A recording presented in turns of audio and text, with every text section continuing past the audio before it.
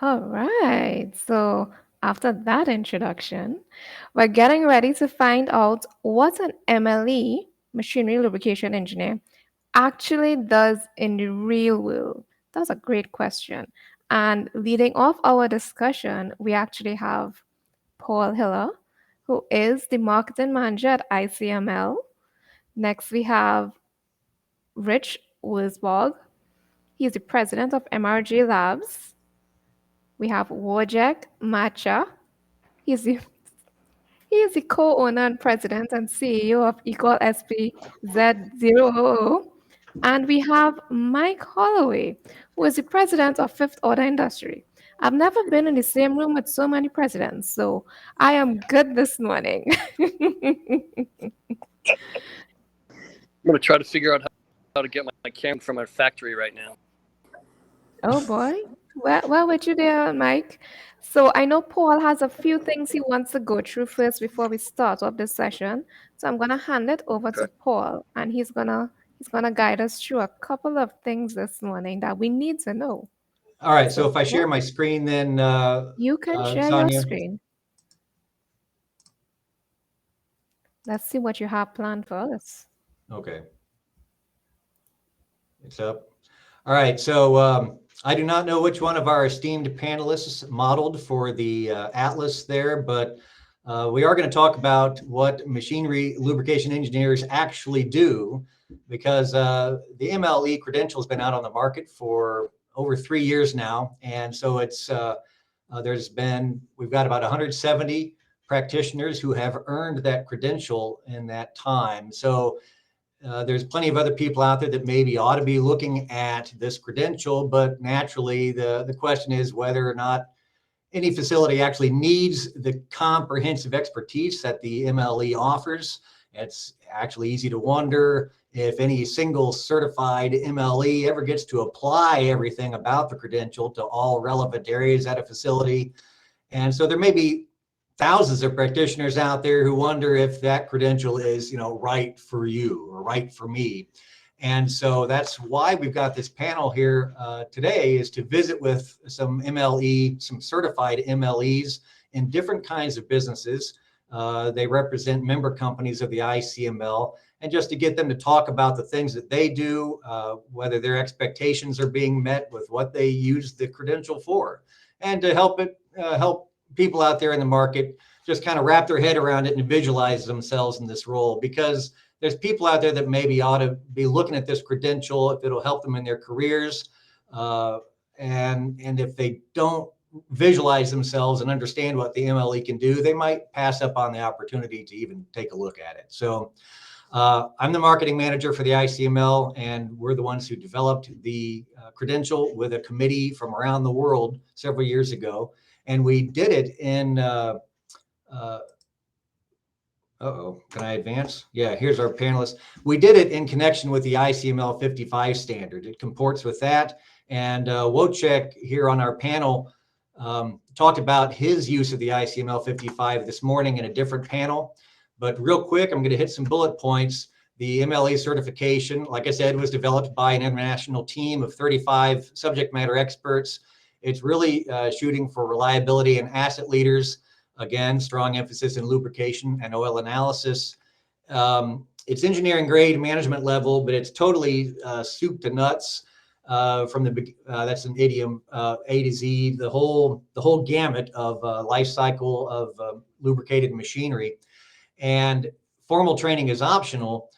I mentioned it was developed in concert with the ICML 55, which has the requirement standard is out on the market now, and it's got 12 areas that are covered for successful sustainable lubrication management program.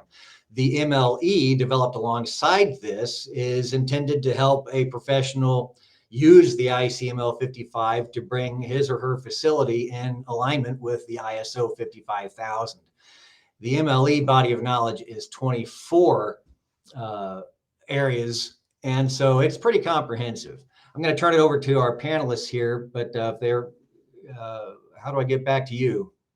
Unshare this and come back to our panelists.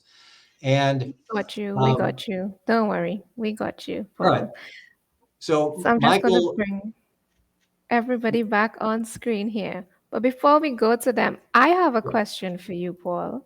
all And right, I asked you this question last night because it was on my brain. How many female MLEs do we have? 9.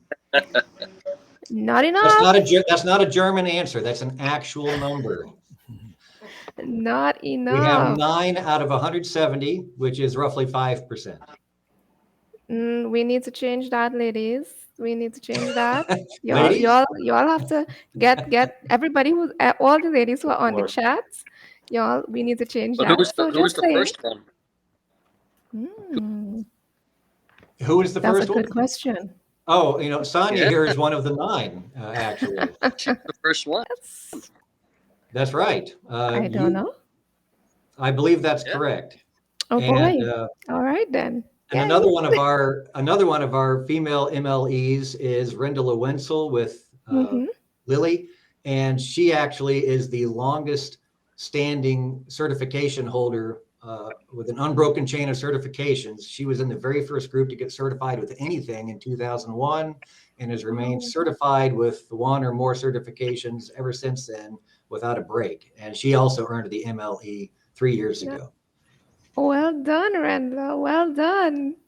So Yeah, glad. yeah. So, when we're talking about trying to help everybody visualize themselves in the role of MLE, men and women, doesn't matter if we Mm-hmm. can help people realize that real people actually get the MLE and do real practical things with the MLE credential on their side, then that's good for everybody. So if Mm-hmm. we're going to, unless you're going to have these guys say a few words in the way I of I want to introduction. find out. I want to find out from Wojciech. What's the most interesting use of MLE information that you've done in the field so far? Random question this morning. well, what was the most interesting? I think Mm-hmm. finding out that we are doing a good job, because as I told today in the morning that MLE is not the ICML standard is a kind of guideline, and which combines the best practices. And it was challenging to me applying for the MLE badge and getting through the whole program first, the whole body of knowledge, and then taking the exam. And I thought it's not that easy as I thought in the very beginning. However, then when everything went well, so I got the certificate, I started to implement the structure in my daily work. Uh, as I tell you, we did or we do what the Bible says. However, it's well structured, and I found it very useful. This is what I like the best. This is not just the artificial standard that you can find among many other things. It's easy to understand. It's well structured, and gives you very well provided information what is it about. So this I find it the best. I find the MLE kind of being a practitioner. it's not only theoretical thing, that's a really practical thing. And I like it, I enjoy it. So I'm very deeply supporting and encouraging my people and my customers as well to apply for certificates. Okay, starting from some beginnings. However, it's giving a very wide picture and a very wide view over the maintenance process in the plants. So I find it Okay. as a kind of big guideline. It is. It's a lot. I wanna ask Rich that same question because I know he has some great stories to tell. Sure.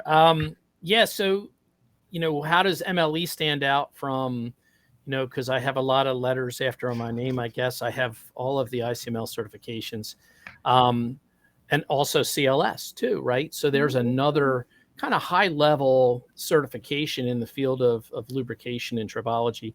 But I think what was really interesting for me was a project that just finished up where I was hired as an expert witness on a court case that involved a lubrication failure. It was actually a crane that collapsed on a ship, and there was serious injuries as a result. And in as we put together the evaluation of that incident to prepare for going to court to talk about, what should have been done, what was done, and so forth, I was able to use my MLE credentials. And the difference that MLE has from CLS is that it goes, when you look at the body of knowledge, it goes back to structuring around standards and processes and program development. So I was able to bring ICML 55 into that discussion to say, in terms of managing this asset, here are the clear steps that one would take. Here's where that was not filed, and as a result, there was, an accident here. And so that kind of integration of a reference document like ICML and the fact that the MLE certification kind of shows that we understand that relationship between the standards and the processes and so forth was really helpful and helped my MLE certification stand out for that particular opportunity. Oh wow. Don't envy you going into court there. Those are never fun, but it's a good application of MLE. And I want to ask Mike, what is the most interesting application of your MLE knowledge that you've had so far? Oh boy, it's a Well, no, lot. actually, well, there's things, unfortunately, due to certain NDAs, you really can't talk too much because if I said it, y'all would probably know that would kind of that would put me into Some situation. trouble. But because what we've been doing here at Fifth Order for the past ever since 14 really has been training folks to become MLAs and MLTs and MLAs, CLSs, and certification you can think of. The more interesting things is cohorts and students who are trying to become MLEs and acting as a mentor to various projects, because one of the things we like to engage in is not just classroom instruction, but also that actually utilize what they're learning in a particular type of project. It could be anything from establishing purchasing specifications predicated on performance, looking into root cause analysis, all through to even storage and storeroom design and centralized or automated applications as well. There's a big concern as far as environmental and sustainability. And so when we get into all these different sections, you look to incorporate these various aspects that they're working on into their training as well. So that becomes really interesting, is that going beyond something that maybe a CLS would do, which is really looking at a complete holistic approach to lubrication on a grand scale, and incorporating what we're learning into those practical type applications.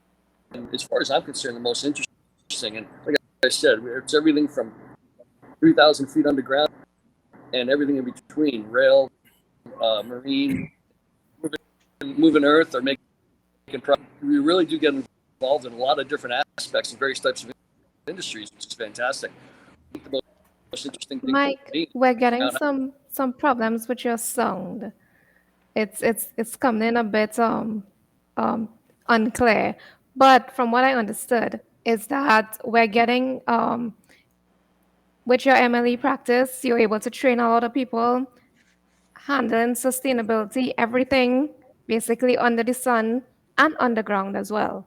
So it covers a lot of different things. And that's yeah, one of the great aspects about MLE. You have asset management in it.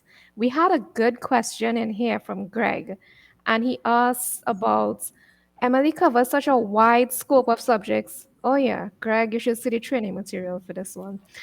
Are there any major lubrication areas that you noticed that were not covered in the body of knowledge? I'm gonna leave this with you guys because I can't remember any of them that were not covered. But if there weren't, I'm sure Paul would want to put that yeah, back in. yeah. One of the things, and this is actually, can you hear me? Yes. Yeah. All right. One of the aspects that I think that we don't cover a whole lot really goes into this things is like biomedical tribology. There's a lot to be said for that. I know we get involved in machinery lubrication, but really looking into some other form into a little bit more of the whole concept of, of the biosciences as well. I mean, that Mm. burgeoning type industry with that doesn't even get covered. The other thing is that we loop definitely environmental, biodegradable for sure. Those are important. Specific industrial requirements are so vast that sometimes it's difficult. One I think where maybe MLE may fall short is that the other certifications pick up the slack, like environment, as well as lubricant laboratory. So where MLE touches upon those, the certifications for varnish, two certifications augment that, as well as the LLA 1 and 2 kind of pick up all the slack. But the MLE really goes into hard with asset care and goes into a lot more with it compared to anything else. So That's a good response. So let me, I'm just gonna rephrase in case anybody missed that. Um, he's talking about biomedical lubrication and getting that involved in there. And what he says is that basically whatever is not covered in the MLE is covered in some of the other certifications. That's a good question, though. Do you need to take the MLE? Do you have to take it after you have all of the MLTs and the LLAs and whatnot? I have my own response to that one, but I'm gonna I'm gonna put it out to the guys. Which do you think we have to follow the path to get to MLE or not? Who's gonna be Well, So brave enough to answer that? yeah, so two things. I'll just follow up on the last question a little bit too. Hmm. And I think as the technology evolves, it's challenging, right? There's areas of growth around lubrication, and I think the area of sensors is one area that is really developing quickly. So to see more in that area, I think would be very valuable. And it does reference oil analysis, but not grease analysis. So I think expanding that would be helpful. Now, in terms of the follow up question, Sonia was what? Hmm. Do you need to go to the different MLTs, Yeah, MLAs yeah, before you good get question. MLE certified? So as Paul said at the beginning, there is not like a training requirement for MLE like there is for some of the others. But in terms of practically, how do you prepare for it? When the MLE first came out during the shutdown and the pandemic, I put together a workshop. This is a 4-hour workshop going through the body of knowledge and kind of comparing that to the things that you could find in things like working way up to MLA3 or MLT2 or even LLA certifications, and then what things are not covered there at all. So it really does require some supplemental research and learning that goes along with it. There are some organizations. I think Mike has a prep class that he does now, and maybe some others out there.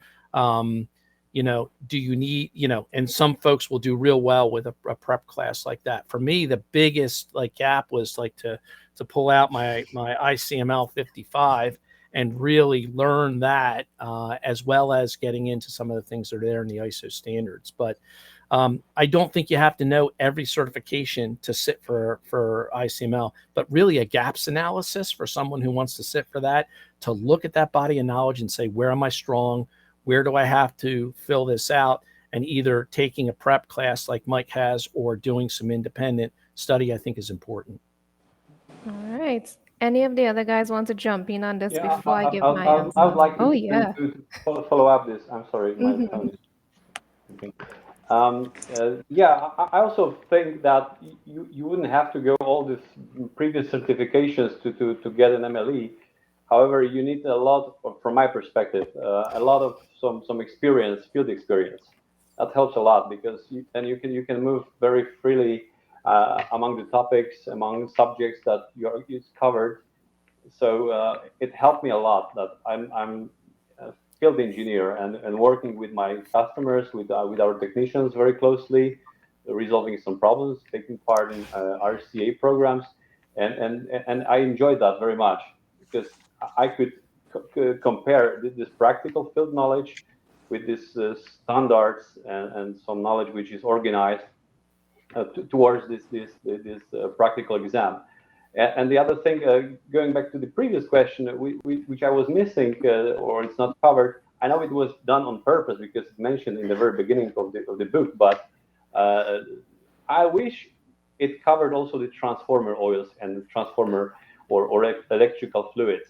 Because at the very end, it's very common in the plants that those devices are also covered by lubrication technicians.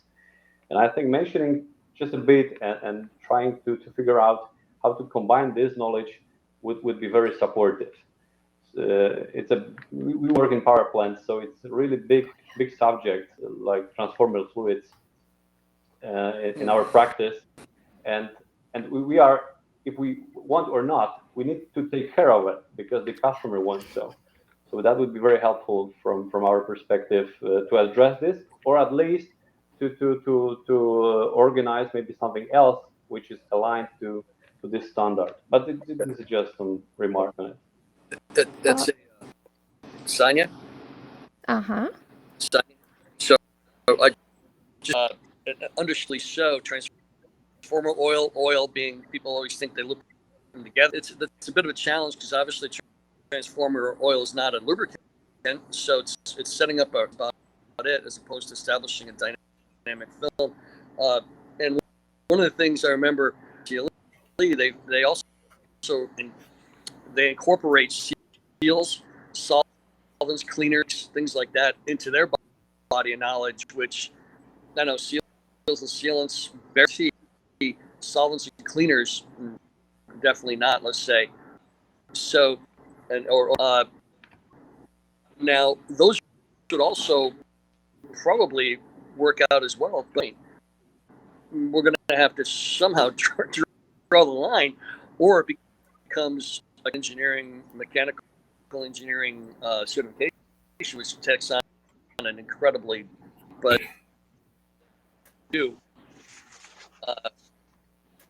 and having transformer oil is get where it makes sense because there's some cross pollination with the mechs and the techs that actually do that go there. Yet I wonder how deep we can actually go because sections that it's thick and rich.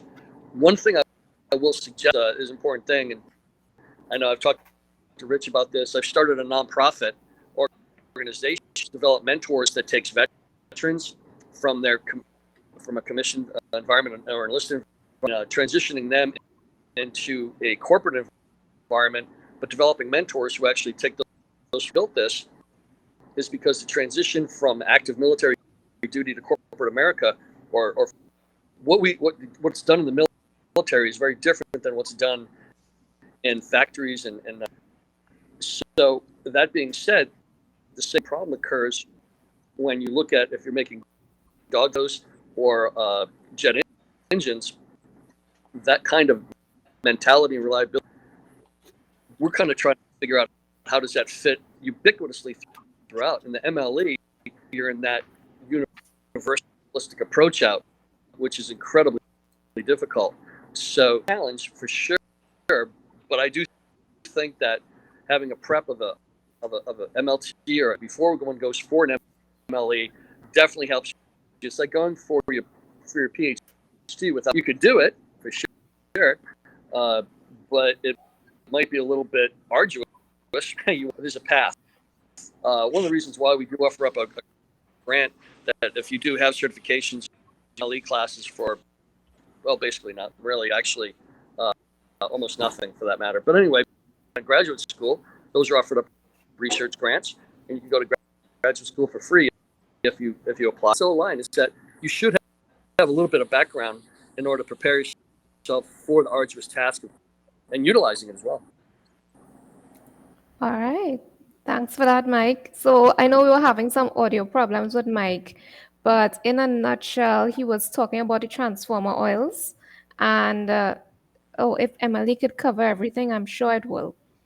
I'm sure it would have had that opportunity. But from my side, Emily was the first certification that I did. So I did the MLE first, and then I did the MLT 1 and 2. I did the reverse. So it can be done.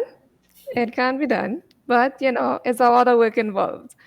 And I think he was mentioning about veterans transitioning between the military side back into the corporate world. It is a bit of a struggle, so let's help where we can. So I know we have a lot of questions coming in. I have a question from Jorge, and he is actually asking about, it seems that oil analysis certifications have not yet become as important as vibrations.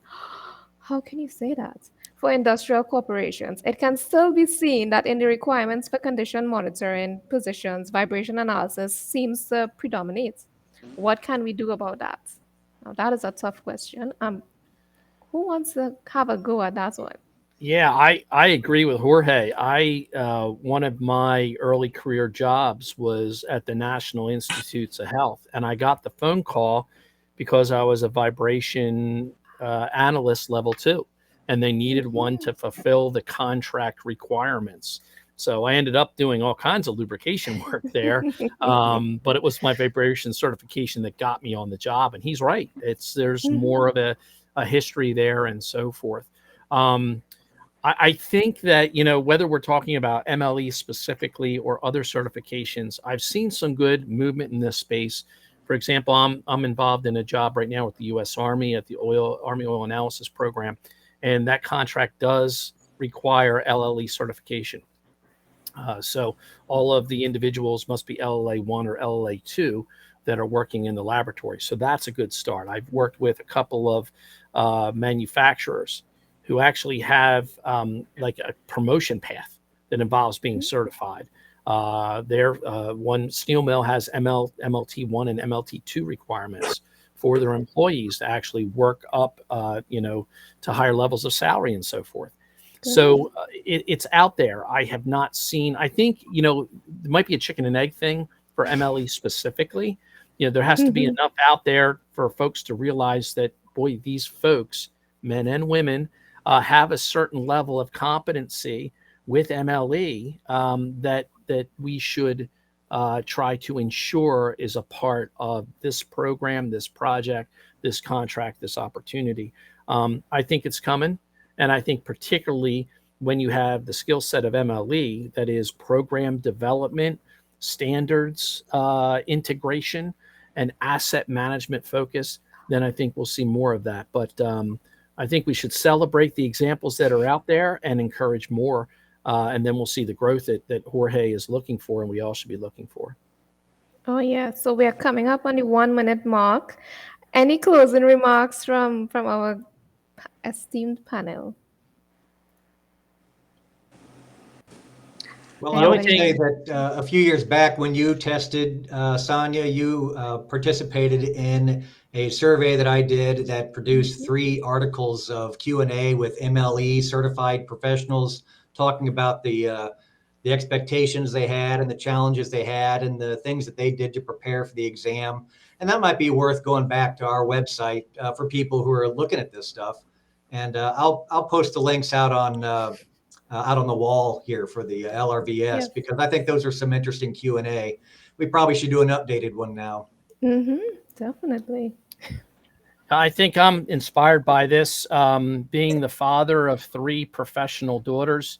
That uniquely qualifies me to have a women in reliability MLE workshop. So I'll be working on that like to that try one. to encourage that and see if we can't grow that aspect of the certification. Definitely. Rich, you couldn't be more straight on that. I have 5 daughters. Yes. So let's make a It's team a good of panel. daughter Yeah, you're MLEs. you're more qualified than I guess. That's nice. You can share this information here. Yeah. All right. And last words, Mike? Yeah, just as working closely with veterans, active military and military veterans, they can take all our courses, any course we offer up, all the different 10 certifications, actually 15, and as well that's offered up to them. And like I said, we have a grant now where if you do have existing certifications, apply and get taught and trained on your MLE, you can get that done for basically, well, next to nothing, certain requirements. So that means certain background information. But no, we're looking to really expand our ability through a better understanding of developing competencies in lubrication to help in any way we can. All right. So feel free to connect with any of these panelists, go through the speaker sections, email them, bother them on LinkedIn, through the platform, however you want to connect with them. And thank you all so much this morning for your time. We'll see you all soon. Bye. Thank you, Sanya. Thank you for your invitation. Thank you so much. You. Have a great day.